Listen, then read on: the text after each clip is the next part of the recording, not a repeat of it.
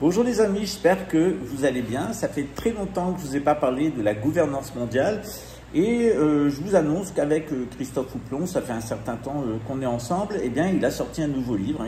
Il avait un livre qui s'appelait Astana, il a Neom, il y a un nouveau livre qui s'appelle Astana. Et je vais sans doute faire un live avec lui. C'est dans l'air du temps, on en discute ensemble. On verra quand on va concrétiser ça. Pourquoi? Parce qu'on n'a pas tout à fait la même opinion. Moi, je ne crains pas du tout la gouvernance mondiale. Au contraire, je trouve que c'est une bonne chose. Je trouve que c'est très très bien qu'il y ait une gouvernance mondiale et qu'elle soit la plus autoritaire possible parce que ça va nous débarrasser de la classe moyenne et ça va nous débarrasser de toutes les mafias concurrentes du système. Et une fois que le système nous aura débarrassé de toutes les mafias, en particulier dans la police et dans l'armée, et à partir du moment où le système nous aura débarrassé de toute opposition bourgeoise, à un rétablissement d'une tradition, ce système il s'effondrera. En fait, la gouvernance mondiale, elle est au service de Dieu, comme Satan est au service de Dieu.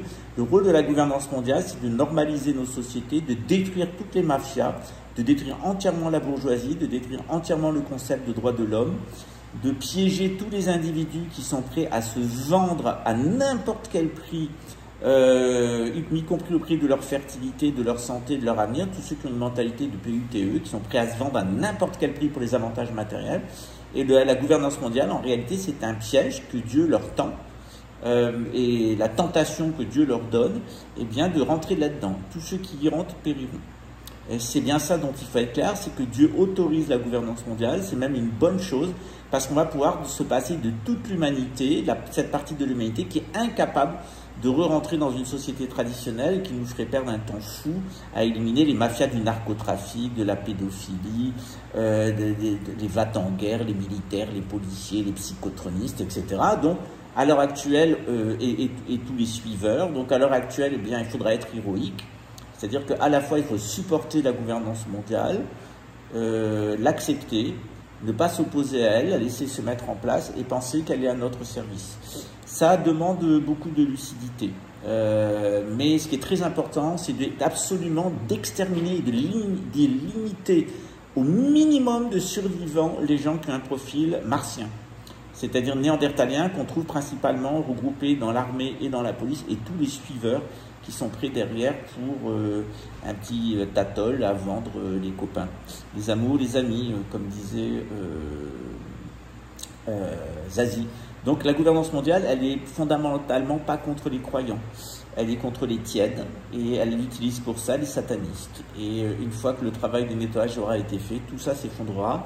Avec la mort de l'antéchrist, tous les gens qui sont connectés à l'AI centrale et qui ont accepté tout ce que propose la gouvernance mondiale, eh bien ils mourront en même temps que le système. L'Apocalypse de Saint Jean est clair, ils verront leur corps se couvrir de pustules, ils appelleront la mort mais elle ne viendra pas, il faudra attendre en agonisant que le corps rejette tout ça, certains mourront d'autres, et puis quand leur corps aura rejeté tout ça sous forme de pustules, peut-être ils retrouveront leur lucidité.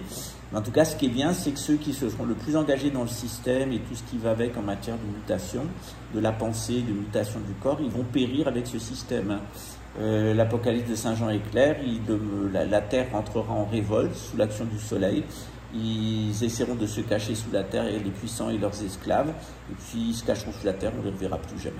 Voilà, et ils disparaîtront et la terre appartiendra aux humbles, aux justes, ceux qui le méritent, c'est-à-dire principalement les Africains et les Sud-Américains, puis aussi les Indiens, je crois, parce que l'Inde est très méritoire. Pour le reste, on ne regrettera ni l'Europe, ni les États-Unis, ni la Russie, ni toute une partie de la Mongolie, une partie de la Chine. L'avenir, il est aux croyants, hein, il n'est pas aux incroyants. Et tant que vous resterez incroyant, vous aurez des problèmes avec la gouvernance mondiale. Quand vous êtes vraiment fondamentalement croyant, vous n'avez pas de problème avec la gouvernance mondiale. Moi, j'ai jamais eu aucun problème avec la gouvernance mondiale. Au contraire, on m'a toujours défendu et aidé.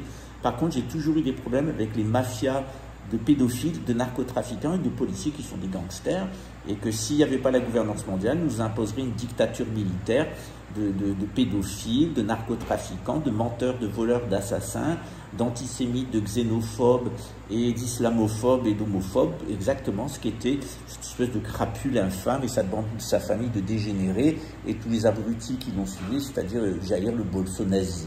Voilà, les sous-individus aux fonctions intellectuelles les plus élémentaires possibles qui ont pu croire à ses promesses et à son idéologie de psychopathe.